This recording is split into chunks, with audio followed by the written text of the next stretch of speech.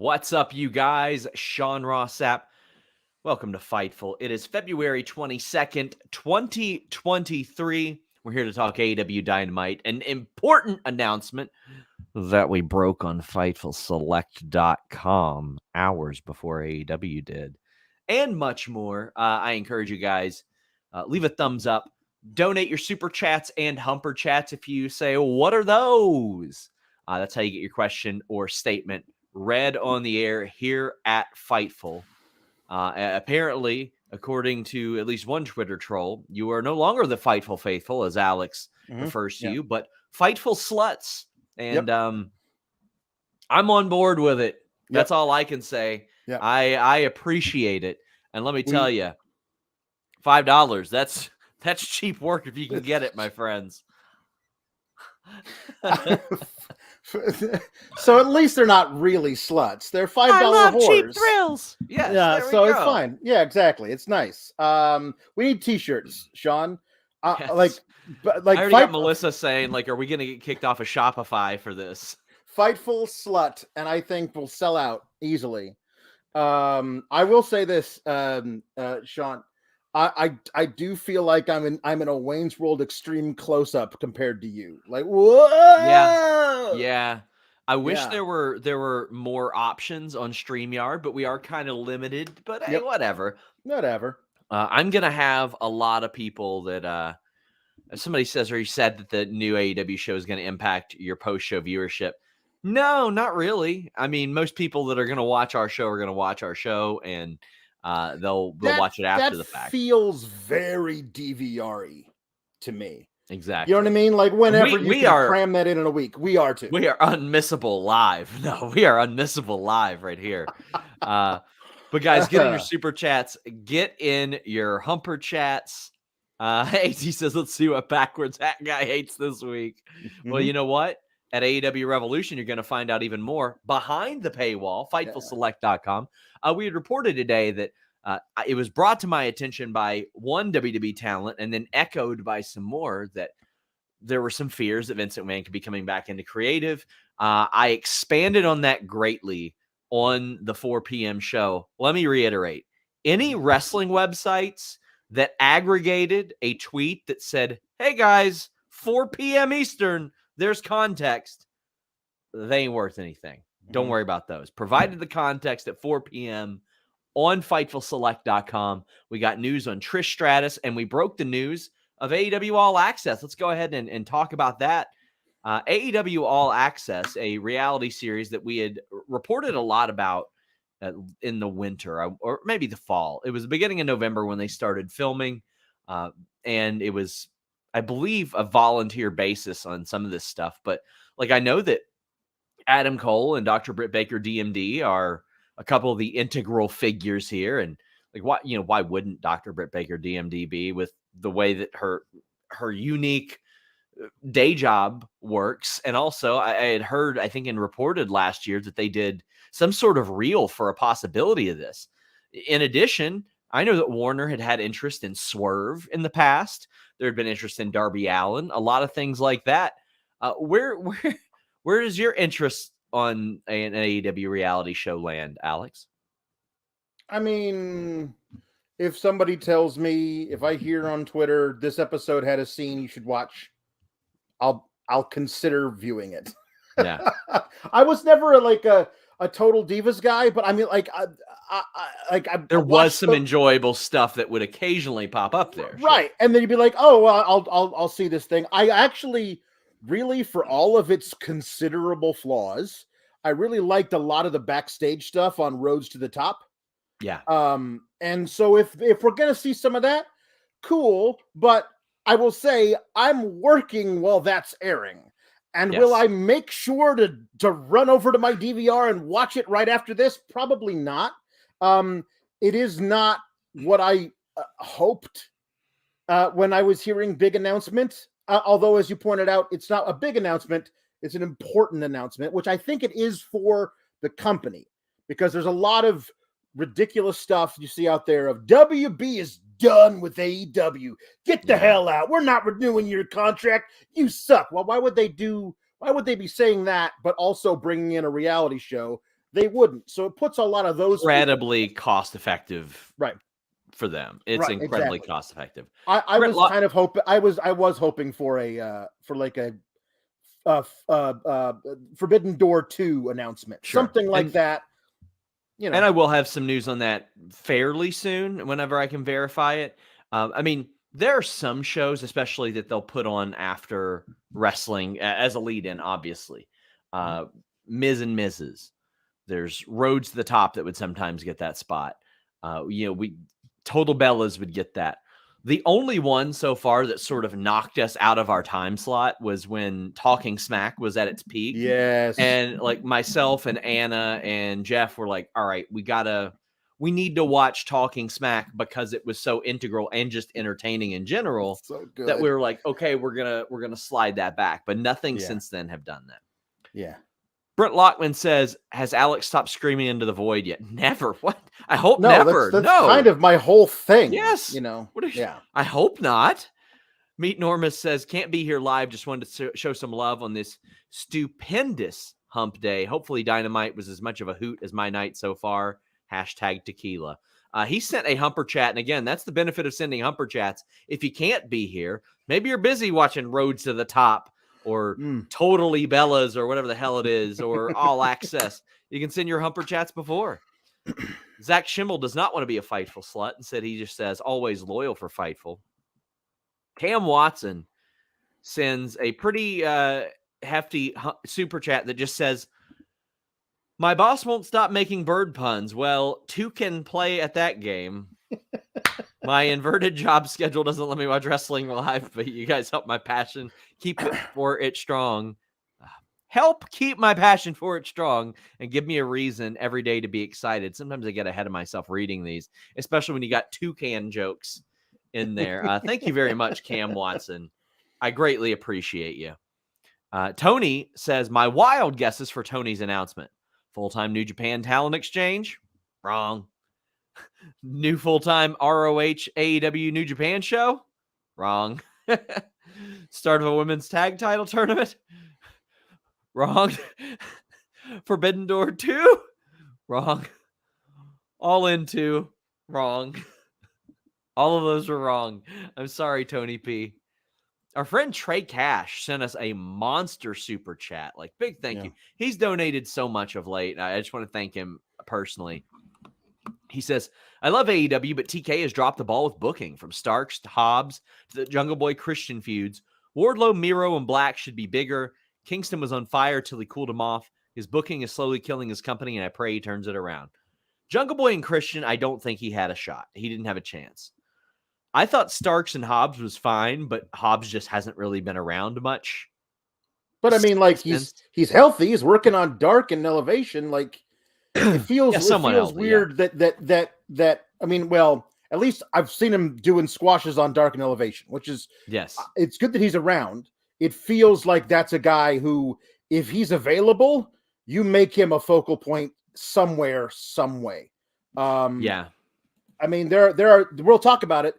They are choosing, in my opinion, and in the opinion of a lot of other people, though not everybody, the wrong focal points. That is my thing. That they are saying, you are going to be a mainstay of television here for 12 weeks in a row. And I would argue that the choice of those particular acts, be they tag acts or singles acts or whatever, is not the best for the on-screen product, I would say. Then there are ones like Miro. To me, there's no excuse for him to not be on TV. I agree with Trey. Yeah. Wardlow should have been bigger than he is right now. Like, Wardlow should be enormous. Wardlow should be like, where's my world title shot? Because I crushed the guy who's got it right now. Yes. Like, it's absolutely something that should be a bigger deal. And it's not. I'm going to ask Luis to put Trey Cash's super chat back up because it got erased on the back end. And I really want to continue talking about this because he sent a hefty super chat. But in the meantime, Zach Schimmel says, SRS, how dare you say I won't slut out for Fightful? Take my money. And he sends me an incredible amount on the super chat. Yeah. We love Zach Schimmel. He has long been a very big supporter. Malachi Black was the third point for Trey Cash. And again, yes. And some of that is Malachi Black needing some time off. But you can't put all that on him because he's been back for a very long time. That's right.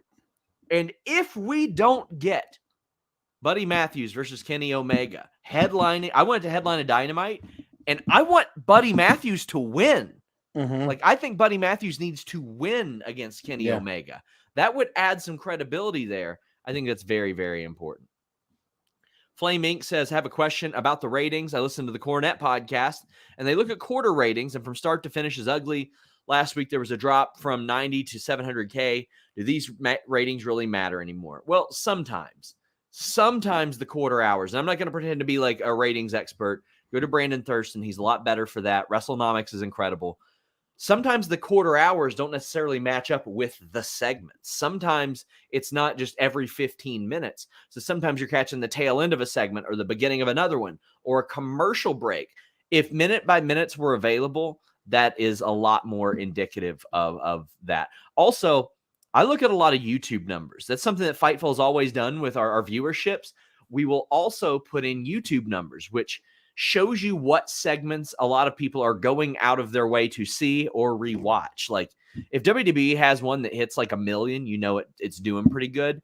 I've yet to figure out the benchmarks necessarily on like Facebook, TikTok, and maybe that's something I can get into. Like if there happens to be anybody within WWE or AEW that's watching this that has that information, I would love to learn more about that because occasionally I'll get looks at the live event reports because I've been posting a lot of that, and WWE's been having like a lot of record shows lately, like Ottawa, biggest shows they've ever done in that area. And sometimes there will be info on like TikTok clips that particularly blow up. I want to find out what they consider like a good benchmark there. Lord Zypher says, based on the matches added tonight and the likely trios match being added to Rampage, 1 to 10, how would you rate the Revolution card? Well, Alex, I'm going to pull it up right now, but obviously we have MJF and Bryan Danielson, hour-long Iron Man match. I think that's going to be an incredible match. I'm really, really excited for it. Listen, I would actually love Bryan Danielson to win that title and then flip it back to MJF. But you got the Guns versus Lethal and Jarrett versus TBD. I actually think that whenever this gets done, it'll be a good match. I think it'll be if that TBD is doing some heavy lifting. If it's not the right team, that's a 0 out of 10 that match for me. Yes. The Acclaimed are also in that. And this is a 4-way, so no rules in this match, I don't think. So I think it's going to go crazy. Moxley, Hangman, Texas Death Match. I think they'll have a crazy match, but depending on the way that the Texas Deathmatch rules are, it can be very anticlimactic. If it's the 3 count, then the 10 count. Yeah. Joe and Wardlow is going to be fun, but it has also the potential to be a very slow-paced match. I think Saraya, Ruby, and Jamie will actually, I think they're going to try to prove a point. Jericho and Ricky also has the potential to be a very slow-paced match. Jericho Appreciation Society banned from ringside. I know they'll still add a couple matches, but I don't think they need more than 7 or 8 on this show, with one being an hour. I'm at like a 4 or a 5. Yeah. I mean, I'm assuming we get Swerve and Keith Lee just because it feels like the match is too big to not be on the pay-per-view. Gotta have that, and I am very pumped for that. Like that's to me, like that's my, if that gets added, that's my most anticipated match of the night. Like, yeah, a lot of it depends on how slow paced, let's say, Samoa Joe and Wardlow is. And a lot of it depends on what they do with that 4-way tag match, and a lot of it depends on the booking choice that they go with on that women's 3-way. Like, a lot of it will be I'm excited for it, provided TK doesn't make some of his weird bonehead decisions that he's been doing, in my opinion, recently. But I am very excited for Hangman and Moxley, and also for MJF and Danielson. Xavier says, did you all see the Variety article about All Access? Had some interesting quotes with a lot of praise from WBD. I have heard nothing but good things from WBD about AEW. I mean, I I don't know what people want me to say there. I'm not criticizing the super chat, but you'll see these weird tweets that get traction, like somebody saying, "Oh, well, Tony only has people on handshakes after 2024." That's a lie. That is an outright lie. I've reported on several multi-million-dollar contracts that extend past the life of the TV deal. AEW is going to be on TV somewhere. They get very good viewership for the amount of money that is paid for them the next go around. Wrestling is very, very affordable television, and that's why so many different wrestling companies find a way to end up on TV, even when they don't deliver like huge numbers. Yeah. Eloquent says AEW pay-per-view builds can be but the pay-per-views deliver. Yeah, that's also true. An Amish electrician says DVRI, sign me up. Oh, Aria DVRI. Mr. Acosta says Sean Random. But what was the TK aerial thing a work? No, it wasn't. I can tell you that Tony was legitimately bothered by that, and Ariel spoke about it on his show. It is not a work. Flame Inc. says, in all honesty, does AEW have too many no rules or stipulation matches? Remember when death matches and cage matches were feud enders? Now they're just another match that randomly happens. Well, I do feel like this happened a lot in a couple of the feuds that just kept going and going and going and going. A couple of the best friends feuds, Alex, and the Yas BCC feuds. I do feel like some feud enders should have been feud enders as opposed to just another match. Like, I look back at, and I can't even remember if it ended a feud, but I remember Best Friends and LAX, and I was like, that felt like something special. It felt like the end of something there. Yeah. No, I mean, it all depends on. Sometimes I'll feel like, we're really doing that now with one of those things, but most of the time those matches deliver. Like, it might be AEW's calling card is these crazy, brutal, hardcore style matches that frankly you don't see very often in the competition. Like, it almost always, if you have something that is a competitor, you want to provide something that the top act doesn't. And that's, for me, these hardcore, whatever you want to call them, no DQ, Texas death match, lights out, whatever you want to call them, those things really deliver. When they're on the card, they go all out with them. Brandon Joseph says this is the first pay-per-view they aren't sure that they're getting, nothing on it they're interested in. And hey, I get that. There's still a couple weeks or still a Dynamite until it's done. But I get it.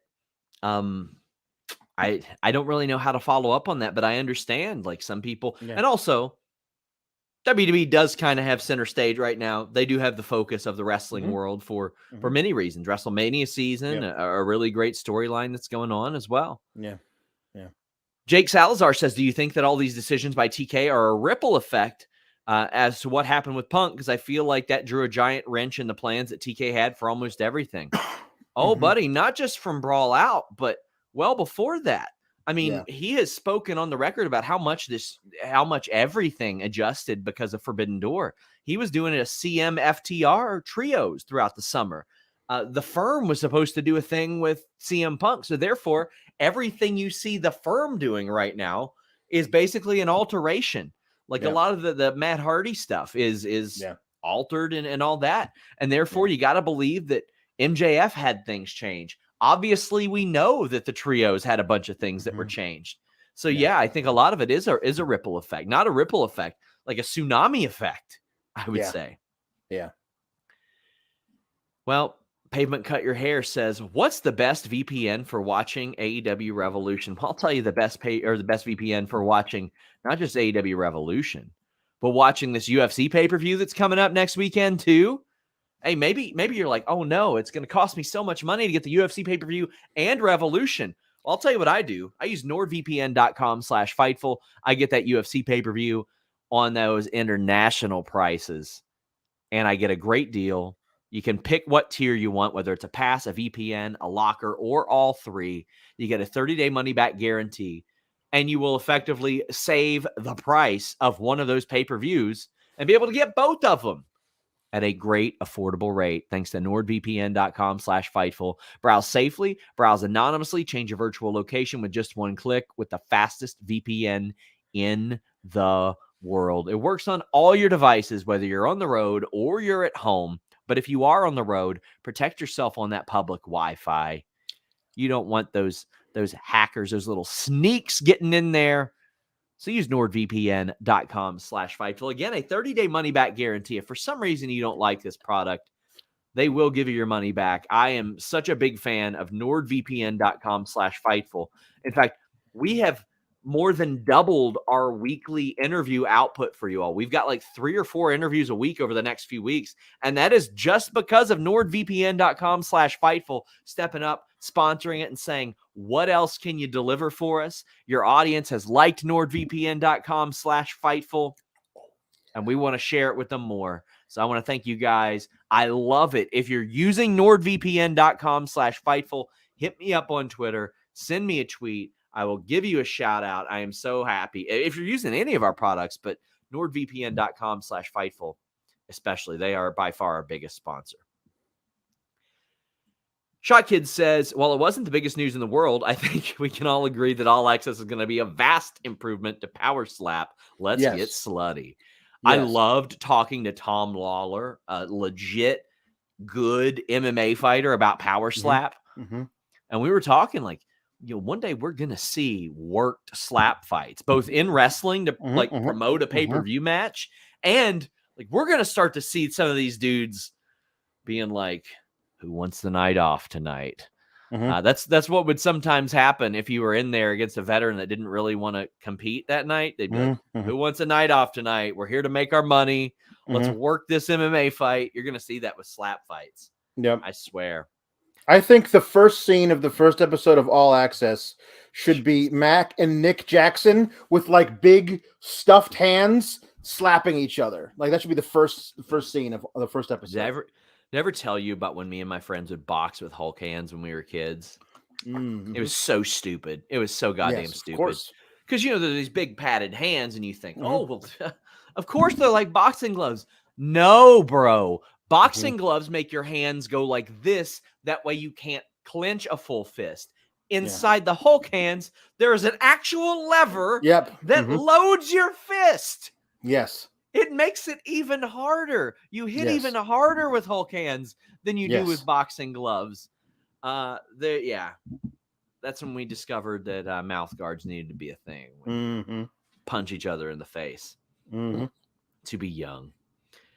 All Atlantic title. We are actually talking about Dynamite. Orange Cassidy, 23 minutes in. Orange Cassidy defeated Wheeler Yuta. Peter Davies says, great Dynamite has me invested in a number of feuds. Plus, Orange Yuta was so good and told a great story, some great angles. I thought this one was a humper. I liked the way they set it up. Wheeler Yuta, still not a great promo. Still camping out where other people are doing promos. I dig that. But Orange Cassidy was like, in setting this up, he wasn't apathetic or lazy. He told Wheeler Yuta, it was not my job to be your best or to be your mentor. It was my job to be your best friend. It was my job to be friendly with you. He's like, if you want this, come get it. And he held a much different demeanor going into this match, Alex. I like this a lot. That he was drawing on the considerable history between the two, their former relationship. Showing how Yuta has changed since leaving the best friends and joining the BCC. I especially loved Claudio coming down a third of the way through the match and literally slapping some sense into Wheeler Yuta, saying, get back in there and beat the hell out of him like you can. And then Claudio left. He came back afterwards, but I love that he came out there like a disappointed dad at a Little League game, slapped some sense into his son. You can hit the curveball. We worked on this. And then he pieced out back to the bleachers. I think that was a really cool little development. The match was great. I loved how it took 2 orange punches and 1 beach break to take down Wheeler Yuta, who just refuses to give in and give up. I thought it was a really good match. And I'm really interested in seeing what the future holds for Wheeler Yuta, both in the BCC and as pure rules champ. I really love the approach they took to this match. Orion Ben says everything about these 22 minutes humped Claudio. Again, I love the Claudio approach too. Really, really like that. Amish Electrician says, was tonight the official heel turn for BCC as they got involved later on? We'll talk about that towards the end of the show. But Orange Cassidy, Wheeler Yuta, I was such a big fan of that. Yeah. Ricky Starks promo, he had an open contract for an opponent. He said, you know what? Beating Jericho isn't just enough. I want to beat him again. Jericho comes out there in this spiky outfit, and Peter Avalon tries to answer the open contract, and Jericho beats him up. I love Peter Avalon. I think he's an underrated performer. I just think that he's great. Wish we saw more of him. He's there all the time. But Jericho is like, all right, you don't think I can beat you? And Ricky's like, no, I don't. And I love how dismissive Ricky is. And what I like about Ricky, everything is ridiculous to him unless he says it. And then it's very, very serious. But like, even if you see him like in public, he'll kind of just look at people. And it's like, it's this very aloof type of personality where he's like, what are these dumbasses up to? These dumbasses. But if he says it, you better take it serious. And I really like that angle on things. Jericho says, all right, you don't think I'll beat you? I'll even sign a thing that says the Yas can't be ringside. Is this doing anything for you? Is this Jericho stipulation doing anything for you? What did the most for me was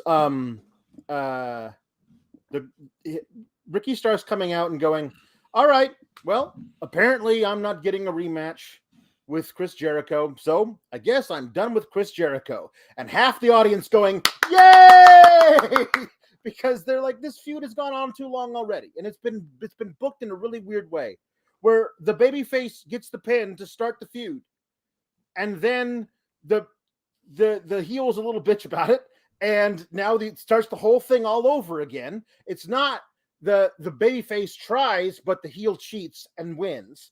No, the babyface already got the victory. So that feels very odd from the beginning. A lot of it has been built around Action Andretti taking a shot to the head with a baseball bat, which really doesn't have anything to do with Ricky Starks. I mean, they were tag partners like once. Like, it's not like it's his brother or something, or his longtime tag partner. Just a dude he tagged with. So I love him saying, I'm done with this. But I especially love because this has all been revealed by the end. This has been Ricky Starks' plan from the very beginning. He basically duck season, wabbit seasoned Jericho into accepting the match.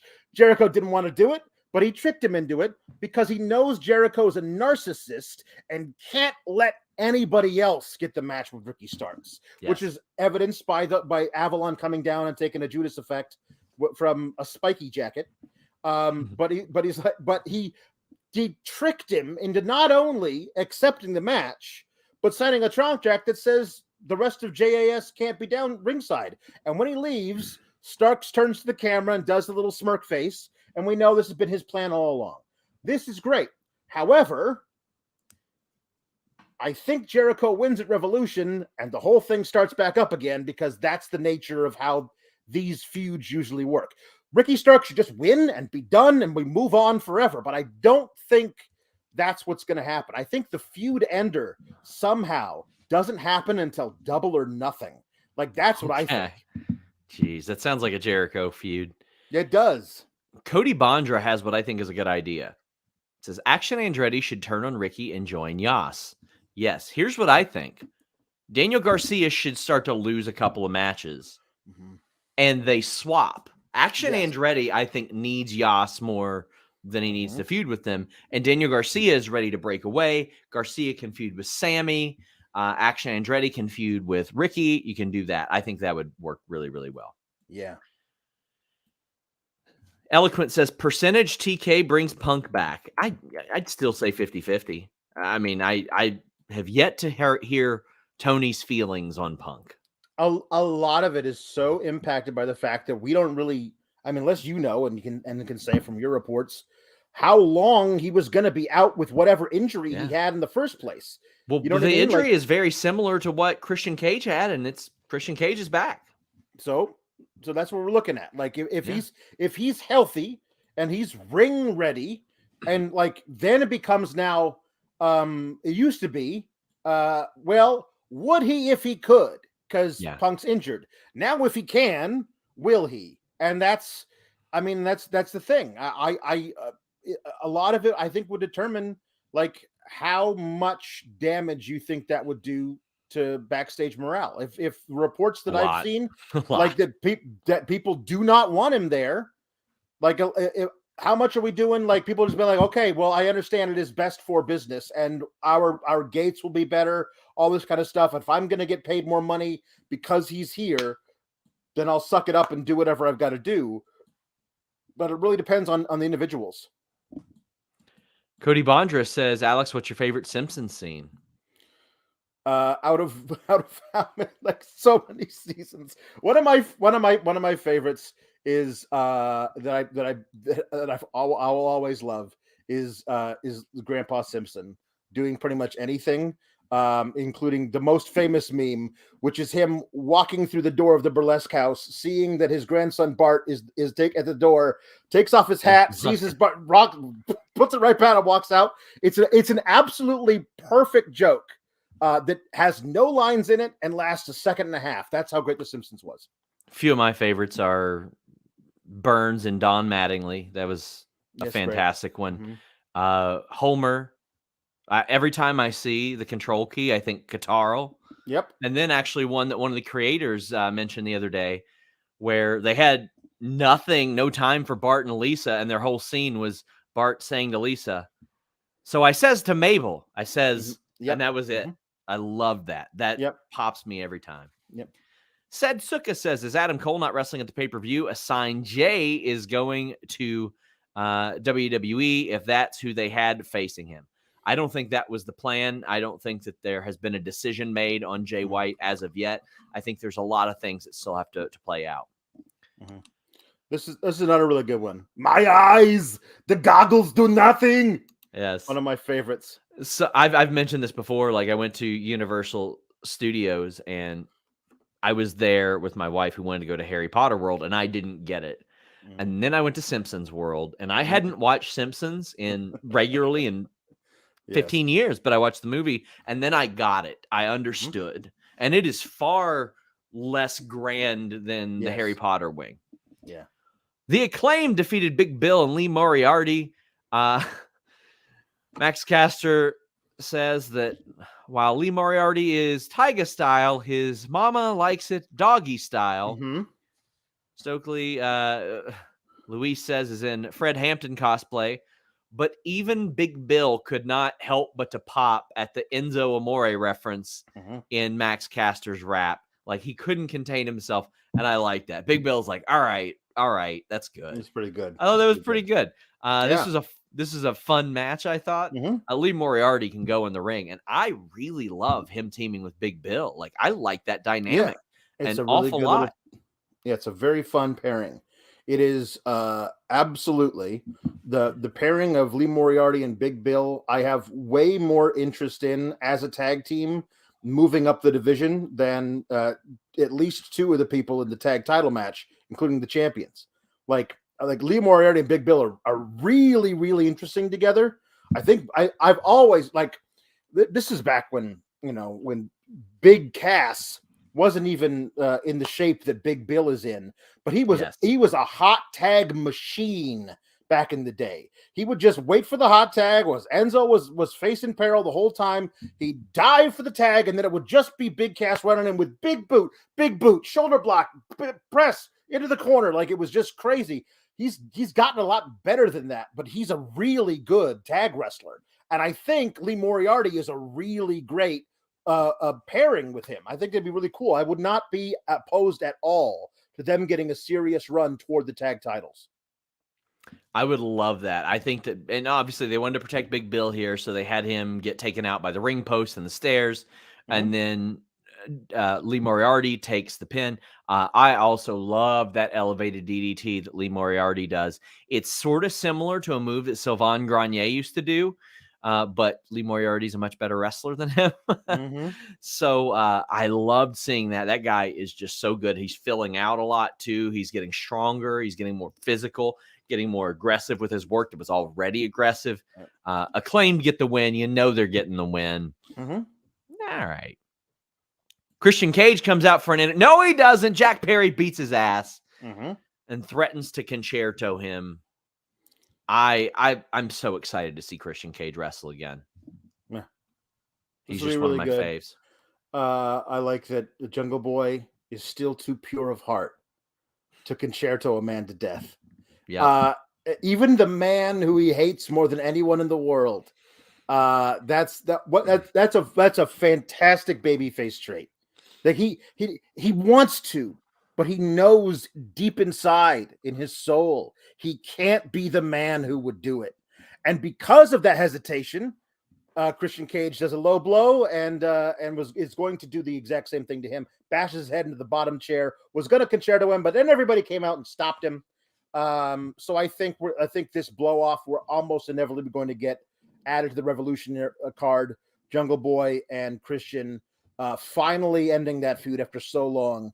I think that that Christian is going to force Jungle Boy to go to a really dark place to have to do it, and we'll see if goodness prevails or if that starts Jungle Boy down an odd path where he's still the babyface by winning the match against the heel, but does having to go to that place where he has to beat Christian.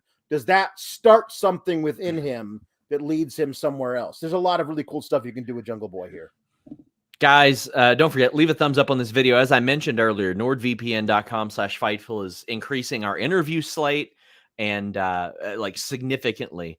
Over the last 2 weeks alone, we've had Mariah May, Swerve Strickland, Taya Valkyrie, Bianca Belair, Jeff Jarrett, Emily J, Austin Theory, Kevin Knight, David Finlay, Sami Zayn, Tom Lawler, Mia Yim, Zicky Dice, and the Street Profits. And we're dropping Piper Niven this week, Titus O'Neil this weekend. I think Masha this weekend as well. Just a ton of interviews that we've had covering a number of things. Be sure to support those interviews. The Street Profits interview is so fun, and it's up right now. Zicky Dice has kind of got lost in the shuffle there a little bit.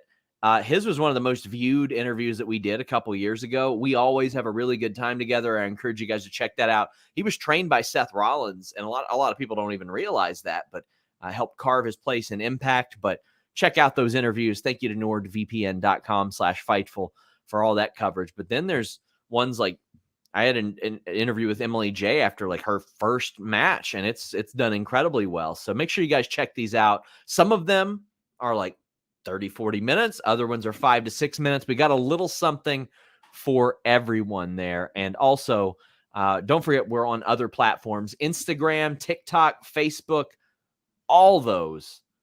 Support us all over the place. Jaden Fox says Cape Fear is still a great Simpsons episode. Yeah, it so is. It's great. Samoa Joe and Wardlow promo. Miguel Ortiz wants to see Miro attack Wardlow at Revolution when he wins the title. At this point, I would like to see Miro in ROH, just whatever gets him on a screen. I'm looking at him. I don't know what's up with Serena. I keep asking. I look at Scorpio Sky, and I'm like, get them on something. Get them on some show. You've got a completely different promotion. Utilize it. Do it to the best of your ability. Yeah, I think Miro is one of those guys that he was like his arc as TNT champion was just so powerful. And when he had the hamstring injury and had to go for a while, it felt like they didn't know what to do with him if he couldn't be a champion immediately upon coming back. And my thought is, who says he can't be? You also have ROH. Bring him back and have him be a champion there. You know, there's a lot of stuff to do with him. Soraya defeated Skye Blue. This was short and sweet. Soraya gets a win. Like sometimes you need these, especially when somebody's been out of the ring for so long, to sort of get their reps in there. I do feel like if there's a match like this, you can also have another women's match on the show. This was quick, harmless. Saraya needed to win. She's headed for a big match. Soho calls out Hayter after the match, and you get a Hayter and Britt interview. But as far as Saraya and Skye Blue, I thought that was simple, effective, did what it needed to do. Yep. It's the old PTO, the page tap out, I believe is what they used to call that. Remember when you would do it on the table? And Michael Cole would lose his mind because I'm not on the table, not on the table page. Where the opponent's body makes no contact with the table whatsoever. Yeah. Yes. Ruby Soho, Jamie Hayter, Soraya is intriguing to me. I just hope it's not like Soraya pins Ruby to become champion. Sure. Because that's your little get out of jail free. We want Saraya to be champion. We don't want Jamie to take the loss. Who do we have take the pin? Ruby, which is exactly what we've all been complaining about, that she gets those moments right up to it, and then she loses. What if Ruby pins Saraya, who I want to compliment for, she worked very aggressively tonight, and I like that. I thought she needed to. I mean, if Ruby becomes champ, I won't say no to it in any way that happens. I think that she absolutely deserves it. She's been great since she came back from injury. Her getting that title shot and then falling apart and falling away, and then go all the way to the finals of the TBS title tournament and losing that in the finals. She always gets right to the precipice of becoming a champion, and then we don't see her for a bit. So I really hope she wins. Soho called out Jamie. Jamie is backstage. I think that Britt adds a lot to this with just her facial expressions as well. That's true. And again, I love how much Britt is there for Jamie, as Jamie was for Britt. Mm-hmm. We got a super chat from Pete Davies that says, "Have seen Eddie Kingston is named to be on the reality show. Now I'm interested, LOL. Eddie is always real." Me too. I once asked Eddie Kingston the most dangerous weapon he saw, and he didn't say anything about wrestling. Mm-hmm. He said, "When I was a kid, one of my friends corked a wiffle ball bat with rocks and then put some nails through it." I can't wait to see him on a reality show. Oh, that's great. I need that. That's for sure. Tell you what else the people need. Our friends at Fitbod. It's February, which means if all has gone according to plan, you're probably well on your way to meeting those fitness goals that you set for the new year. But if you're someone like me, getting motivated to even get started can be the biggest hurdle to overcome. But luckily, the Fitbod app has everything you need to hit the goals that you've been targeting. Don't go into the gym aimlessly. Get a fitness plan that's cheaper than a single session with a personal trainer. I've used Fitbod since last year, back when I was a solid 30 pounds heavier than I am today. And I'm more active than I've ever been. But it's still important to maintain those achievements and set new goals. Whether you've fallen off track or you've hit your goals and are ready for some new ones, Fitbod's algorithm changes and updates your fitness plan as you go and helps you find the results you're looking for. Just pick a fitness goal, add your equipment, and Fitbod will create a routine for you.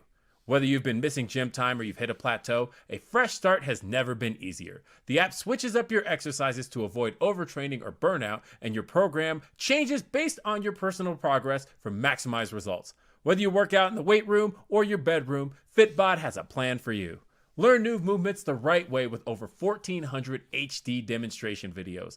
A full year of Fitbod is less than the cost of a single session with a personal trainer. Join Fitbod today and build a routine that lasts all year. Get 25% off your subscription or try the app free at fitbod.me/ppv. That's fitbod.me/ppv.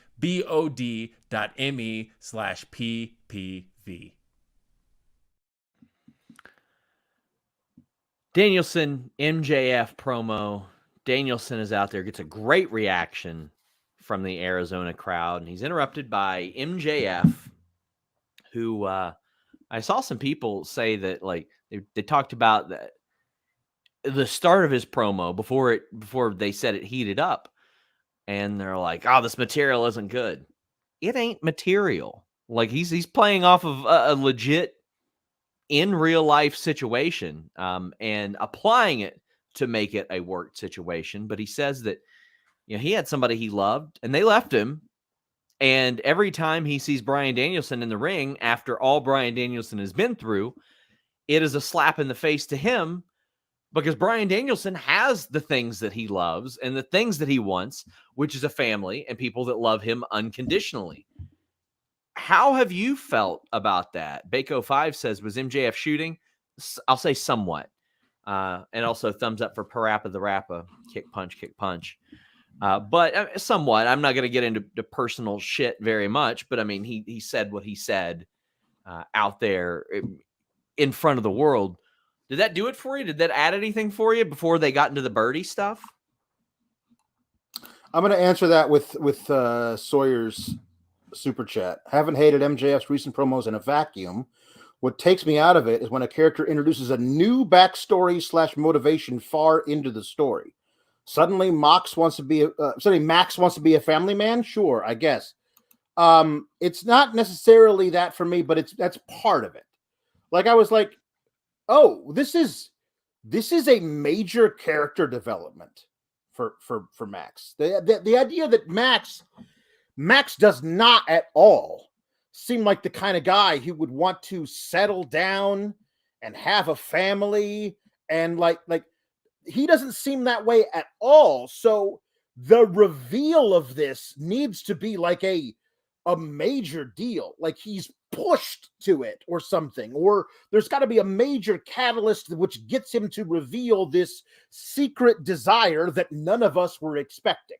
I mean, that's at least the way that I am picturing this, because it's such a huge departure from everything we've known about him already. I think that it's a perfectly human thing to want, but the thing about MJF is that he perfectly crafts his character to be an inhuman slime ball. So to realize that actually, no, what he wants is the same thing that so many of the rest of us want is a big deal, that I don't think this is the right spot to reveal such an intimate detail about his own personal life. Volunteer it, by the way, not have it like dragged out of him by the other guy in the promo. He started the promo by saying, I wish I could have your family. I wish I could have your life. But also he's the guy from Seven. He's Kevin Spacey from Seven. I wanted your perfect little life.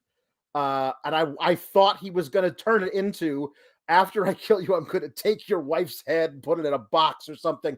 Like, it was just, that would make more sense than him earnestly wanting all of this stuff. I do appreciate that. If that is the truth, I like the pivot to every time you get in that ring, you're risking everything, proving how selfish you are, that you would rather do this than have this perfect life that I always want, that I can't have. That's a tack I did not think was going to come in here. Then he becomes the inhuman slimeball again, with the way that he talks to Birdie and Buddy and in the camera. I can't square the guy who really wants a family and to be loved. What I want more than anything is to be loved. Also, I'm going to talk to your kids through this camera about how I'm going to rip your arm off and beat you to death with it. I don't square those two guys very easily. So this whole promo felt really good separate, but together jarring. And that was my thing about it. I think jarring is sometimes good when you're dealing with MJF, though. Like MJF takes you on an emotional roller coaster, and again, you would always, like, if you watch the Last Dance, you hear about how Michael Jordan would look for things to get pissed off about. Mm-hmm. Like he would look for reasons to be upset at people, and I think that's what we're seeing out of MJF. Like, he's looking for a reason to make himself the hero in his own story and villainize other people. And that's what a lot of sociopathic people do. And that's what his character is. His character is an evil sociopath that borderlines on just completely aberrant behavior. Like, that's just what it is. Eloquent says MJF has 8 origin stories. I love it. That's the thing. He has a justification in his mind for every dog shit thing that he does, every horrible personality trait that he possesses. He has a justification in his mind of not only why he should be able to do it, but why people that haven't done anything to him should be subjected to that behavior. Lee Butler says MJF has been surprisingly dismal as champ. Time to move on. I disagree, and it's only been a few months, but I would like to see him drop the title legit twice this year. Because I think a lot of people feel it's a foregone conclusion he's holding the title through the end of the year. Yeah. Jake Salazar says, Phil Lindsay said it best. Max is basically doing the you want to know how I got these scars bit, and I, for one, love it because it fits who he is. Yeah, and every time he's got a different story. He's got a different story each time. If I look at it that way, it makes more sense, because I don't believe that the person who this girl got me to think differently about the world. So I got down on one knee and I asked her to start a family with me, and she left me, and that broke me, and I want to take a fistful of pills every night. I don't believe that guy is the same guy who's like, yeah, so then I took my high school girlfriend on a joyride. She was giving me a blowy, and then I crashed the car and I switched spots with her. I don't believe those two guys are the same guy. Yeah. So if he's lying both times, that's masterful. But that's the thing about it, is it's very interesting to me. I will say it's been made public. It is, by the way, a thing. Like, unfortunately, I hate to put that out there, but MJF and his fiance did split, and I hate to hear that, but hopefully both of them can move on and be happy. Both incredibly talented people, but usually not something that we would cover. But I mean, I think it was addressed to a level on this in which I think it's kind of fair to. But otherwise, I like to butt out of people's personal lives, but. Duckman says MJF had one of his best promos before he let it get away from him. You're talking to Bryan Danielson's kids in the camera killed it for me. Not for me. I mean, the only thing that maybe held it back a little bit for me was the fact that Danielson allowed it to go that long before he tried to attack. But also, shout out to the knee tap reversal from MJF stopping the double leg takedown. Like, you would hear jokingly about the double leg takedown challenge that MJF would do backstage. He still ain't letting anybody. He's still preventing it. I'm excited for this match, and it feels like, again, I say this a lot, people they forget how good of a wrestler MJF is, and then MJF has one of those performances, and then everybody's like, oh, shit, yeah, he's really, really great. Alyssa Leggett, good friend of the show, says, has anyone made any fightful slut jokes yet? Only us, my friend. Yeah. And then everybody in our chat, of course. Yes, of course. House of Black call out the Elite. Lord Zypher says, give me Kenny versus Matthews at the Sacramento Dynamite after Revolution. Yeah, I would honestly like it before Revolution, like to give them credibility. I wouldn't mind if it headlined Rampage or Dynamite or something like that, and Matthews beats him. I would love it. When they did their little awesome step out of the blackness video thing that they do, which I think is such a cool use of that medium. And when Buddy stepped out there by himself, I thought it was to challenge Kenny Omega one-on-one on the Dynamite before Revolution. I thought it was going to be a specific challenge to Kenny. But I think we're just showing no, Buddy's back in the States. We're all good now. We're all whole, and we're coming for you and your titles.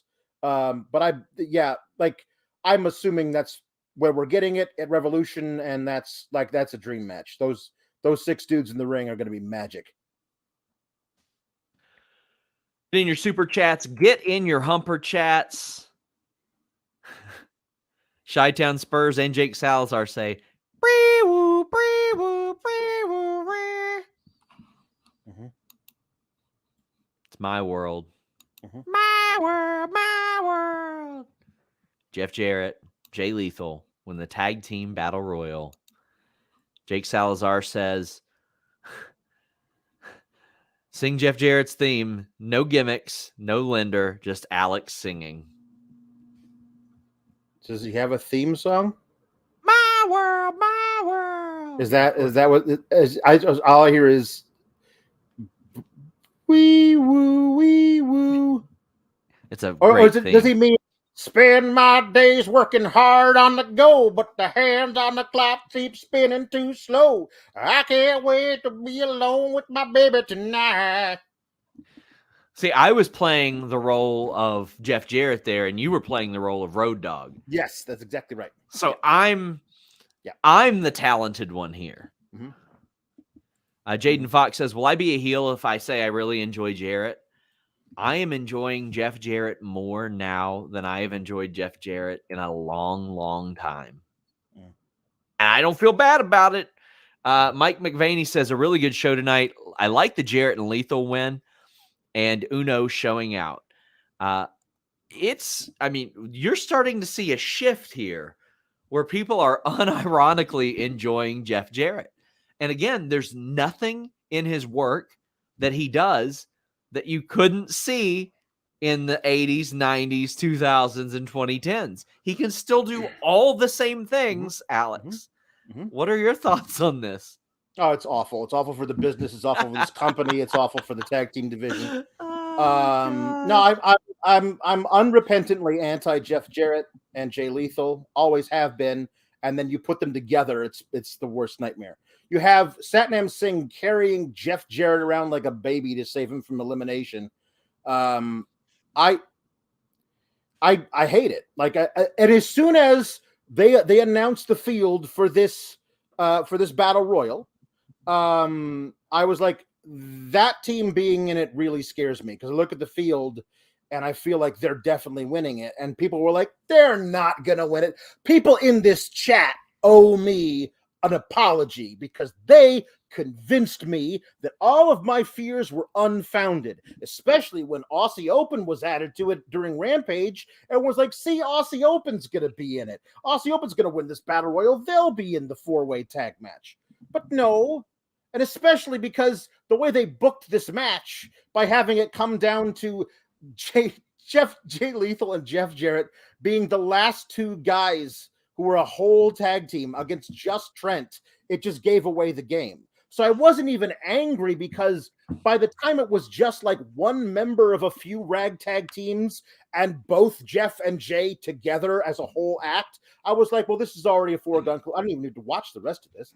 Like, it's, you look at the roster of talent, I'm saying talent that they had in that battle royal. If you have that talent under contract and deliberately choose Jeff Jarrett and Jay Lethal, then you're a crazy person. I'm sorry. I don't understand how that's I think they certainly serve a purpose, but this is not it. Like, you have all these other people who could be doing stuff, and they've been a fixture on television constantly for months, when you have all of these people who can't get a minute on television. I don't disagree with that. I think after Revolution, they should be cycled out a bit.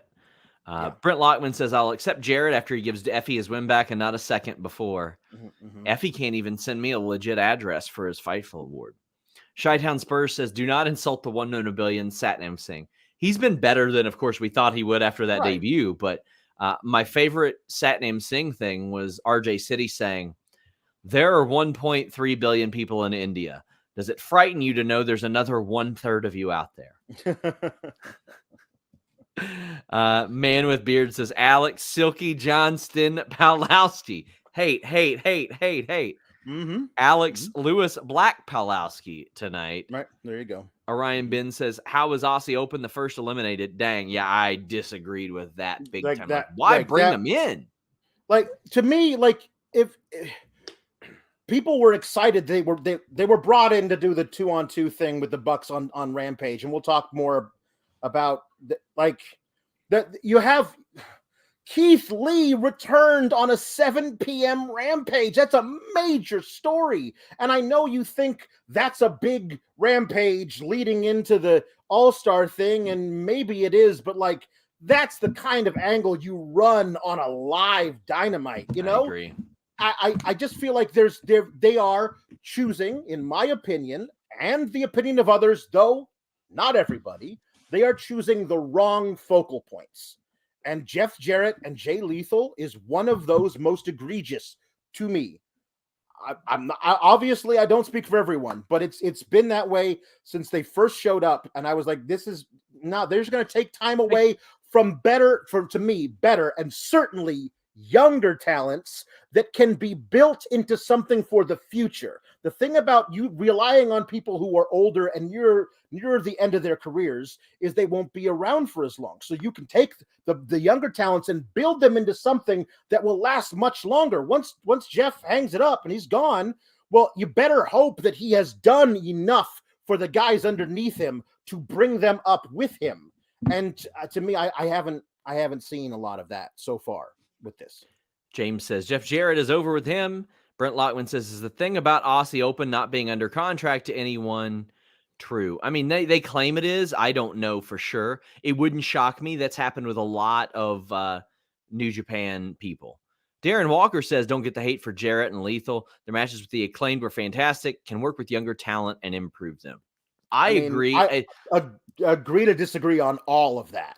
I agree they can work with talent and make them better. It's just we don't need to see them all the time. Like, I think that absolutely Jeff Jarrett should be on almost every AEW house show live event working with somebody younger. Sure, absolutely. That's a great spot for that. I won't disagree with that at all.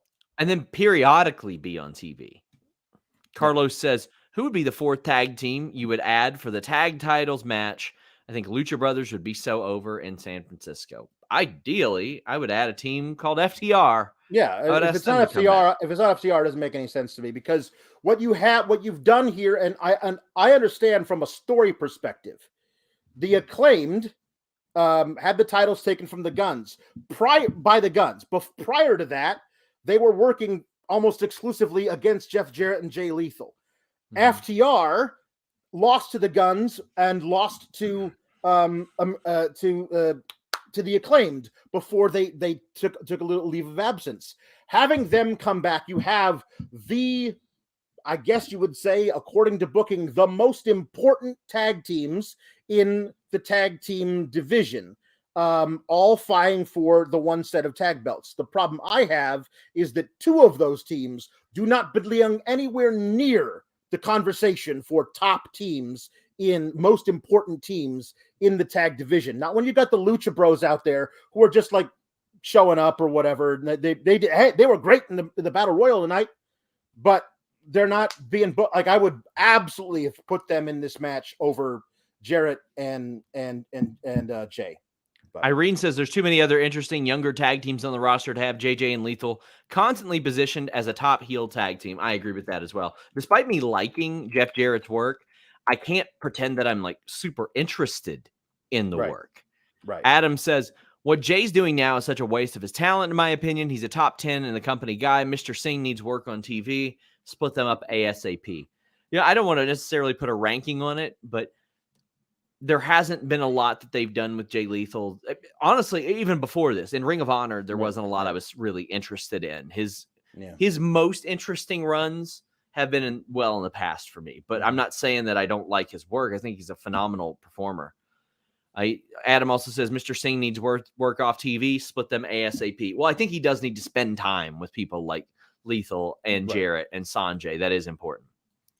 Shot Kid says, to quote the Joker from The Killing Joke, if I'm going to have a past, I'd prefer it to be multiple choice. That's a fantastic quote. Yeah. It perfectly sums up MJF and why I love him. Also, gut feelings is Hobbs beat Orange for the All-Atlantic title at one of the Bay shows. I hope so, because there were big plans for Will Hobbs as of last fall. We reported he was supposed to get a big push, and obviously that didn't end up happening. But there's a lot of things that didn't end up happening around that mid-card. I can't believe that they haven't put him in a big spot for the Bay Area pay-per-view. I can't believe it. It feels like promotional malpractice. This is a guy from Palo Alto. He's an incredible specimen for your company. Like he's a guy absolutely the other place would salivate over and kick down doors for. You put him in a major spot in his hometown and put him over hard. Like, this is a big deal that I can't believe they're not doing it so far. Can't believe it. Victor Sanchez says MJF not losing that double leg. That's like the head of the table for him. Like, that's what's most important to him. Ronald says FTR or Darby Allin and Sting for the final spot. Listen, I would love Darby Allin and Sting as well, because that's the type of match that Sting excels in these days. And listen, I also wouldn't hate them winning the tag team titles either. Like, I would really, really enjoy that, especially considering this is, like Sting has said, this is his last year wrestling. Yeah. Shane Monster says Jade and Orange. Who do they face at Revolution? Give me Tony, Shida, and Jade in an open challenge for Orange. I would like to see Orange defend that title at the Rampage before instead. Jade, any thoughts on who you think Jade would challenge? I don't know, who would challenge Jade? I don't understand what we're doing with Jade at this point coming after. She exists to have a belt. Like, that's it. She won. She's now 50-0. And like, she got to that milestone. And what, like, if the plan is to just have her show up, beat whoever she faces until Kristen Statlander is healthy, that feels like it's not really so much of a plan as it is just a thing we're doing because we got no other ideas. I don't know. I honestly, it makes very little sense to me. I think she's an absolute star, and I truly believe that her character dictates that she would show up at Tony Khan's office, that her character would do this and say, why am I not the AEW women's champ as well? Why am I not facing that? Because I'm going to beat her. Like, that's how confident she is. I'm 50-0. It has come to my attention. People think of the TBS champion as less than, as the mid-card women's title. Why don't I have both titles? Like, unless you're giving her something else to do that's impactful, that is a thing that the character would want. So it's a weird thing, man. Bobby Strongbow says, is there no face of the Revolution ladder match this year? Oh, I hope that gets added. That would be nice. I honestly, again, I wouldn't mind seeing them shift that to Rampage as well. Like, yeah, put something on Rampage that makes you go, okay, I gotta watch that. Yeah. Shot Kid says, this last week got me thinking about the nature of fandom and how fickle people have become. To be clear, I agree with and have criticism of booking and lack of certain stars, but it felt like one weaker week of TV got people talking like AEW is dying and dead. Yeah, the fickle stuff like that does exist. I agree. Yeah. And I'm with you there. Bucks and Aussie Open, Storm versus Willow 2. Lance Archer returns on Rampage. Hook versus a mystery opponent for Dynamite. Any thoughts on these? I mean, I'm glad we're getting Lance Archer back. Hook versus mystery opponent could be anything. I'm excited for these things. I'm really intrigued by Adam Cole getting back in the ring. I miss that dude a lot. I'm happy that he's healthy enough to wrestle, and I want to see just what he can do, and hopefully he's really good to go, because this is the guy that is ready for the company to carry it on his back, honestly. So we have another Humper Chat. Sawyers says, I don't have much interest in the new AEW reality show, but to me, the big news is wrestling about to quickly replace Dana White's Slapnut show. Okay, honestly, I would watch it if it was people slapping each other in the nuts. Hosted by Jeff Jarrett? Or slap each other in the face with guitars. How do we not have that? Yeah. How is Being the Elite not doing Jeff Jarrett's slap nuts? Power How the slap hell? Nuts.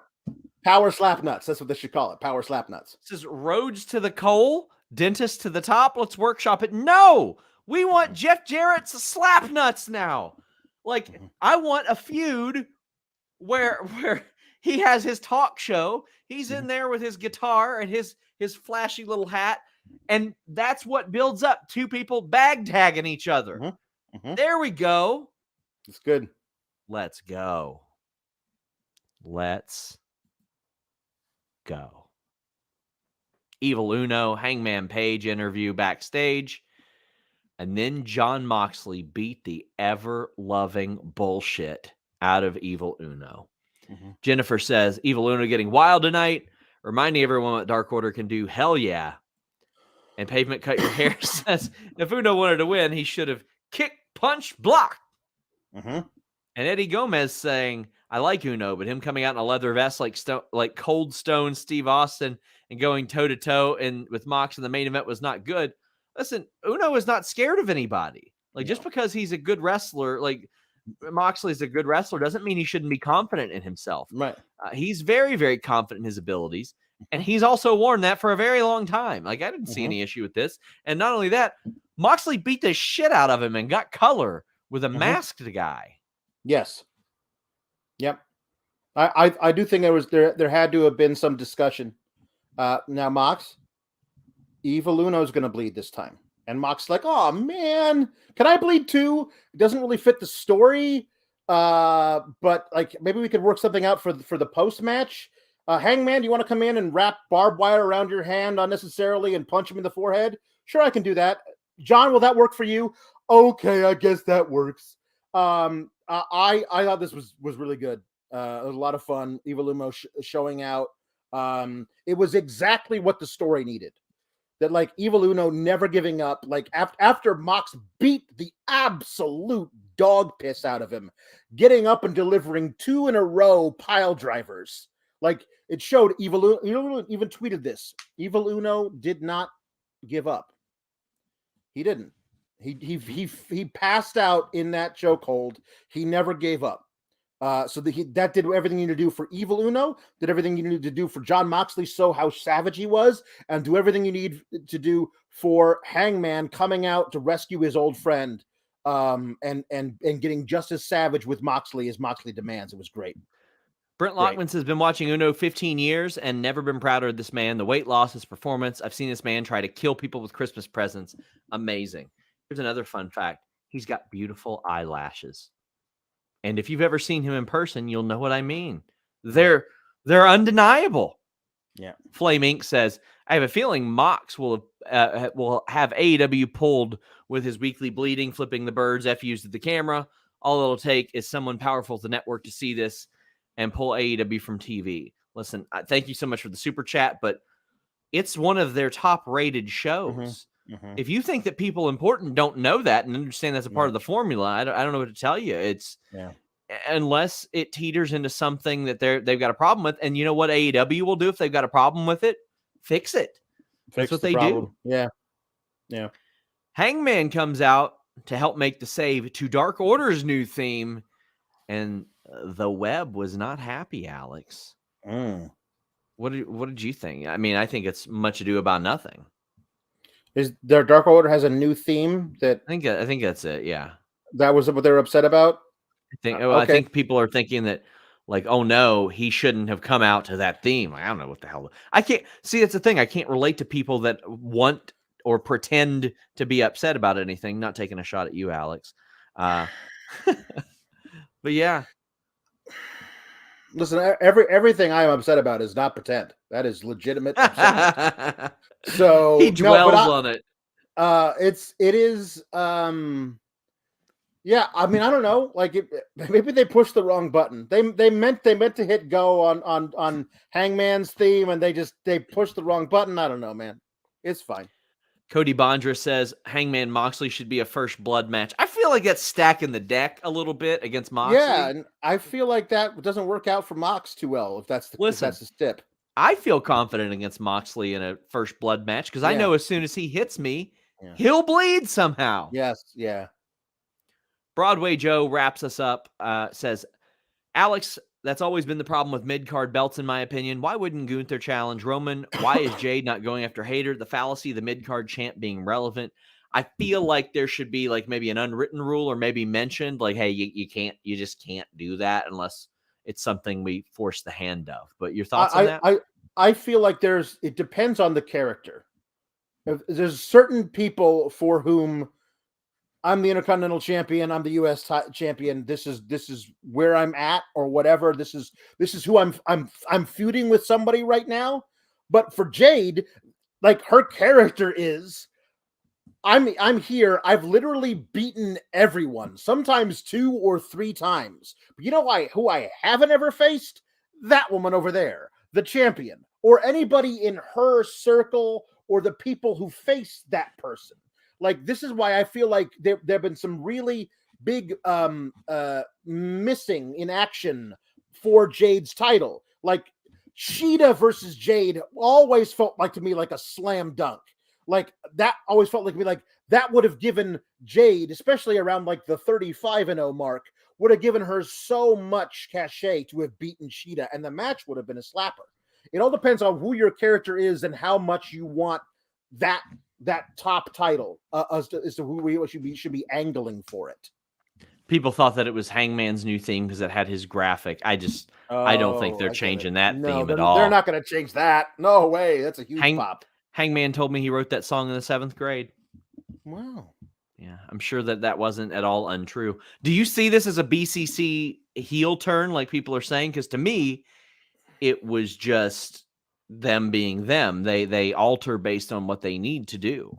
It's funny because as Danielson has moved away, like, has been more on his own from the BCC has been given into their baser urges. They are like being much more violent, much like it's that, and having no regard for any compunction of who they face or who they beat up.